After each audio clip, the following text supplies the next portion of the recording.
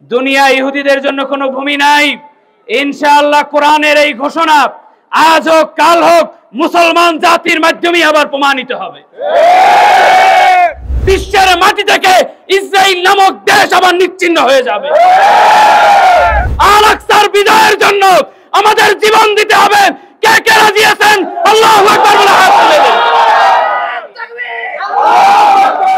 বাংলার এই ভূখণ্ড থেকে আমরা জানিয়ে দিতে চাই, বিশ্বে ইহুদিদের জন্য কোনো ভূমি নাই, দুনিয়া ইহুদিদের জন্য কোনো ভূমি নাই।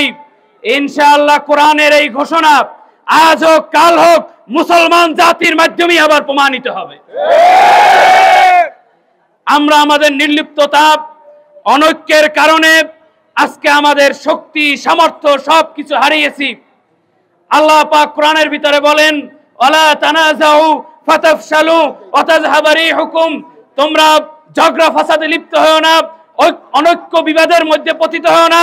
যদি পতিত হও তাহলে তোমাদের শক্তি সামর্থ্য হারিয়ে তোমরা একদম মানুষের পদে পদদলিত হবে।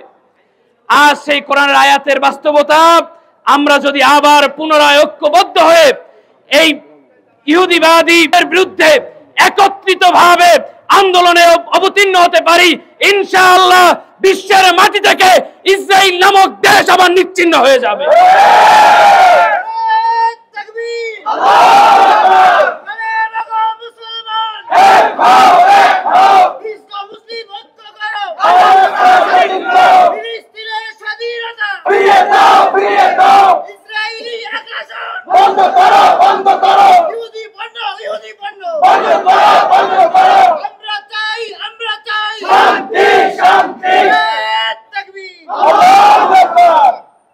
আমাদের মনে রাখতে হবে, এই আল-আকসা বারবার ইহুদি খ্রিস্টানদের দ্বারা বারবার আক্রমণ করা হয়েছে।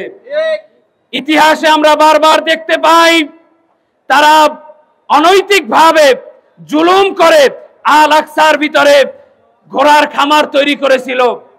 হযরত ওমর যেভাবে আল-আকসাকে বিজয় করেছে, সালাউদ্দিন আইয়ুবী রহমাতুল্লাহ আলাইহি যেভাবে আল-আকসাকে বিজয় করেছে, আবার যদি প্রয়োজন হয় আল-আকসার বিজয়ের জন্য আমাদের জীবন দিতে হবে। কে কে রাজি আছেন? আল্লাহু আকবার বলে হাত তুলে দেন।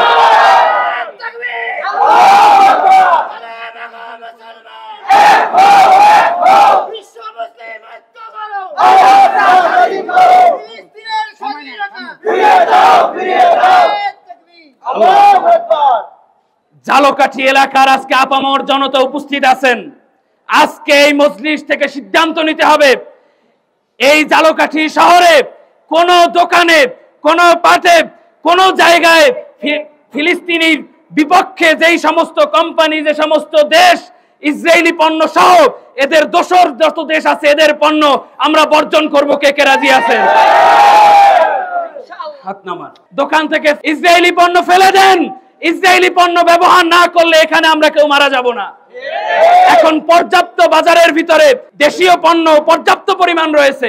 অতএব এই সিদ্ধান্ত সবাই মনে প্রাণে নিয়েছেন না? সবাই শুধু মনে প্রাণে কে কে নিয়েছেন? আল্লাহু আকবার। আল্লাহ আমাদের কবুল করুক। হাত নামান।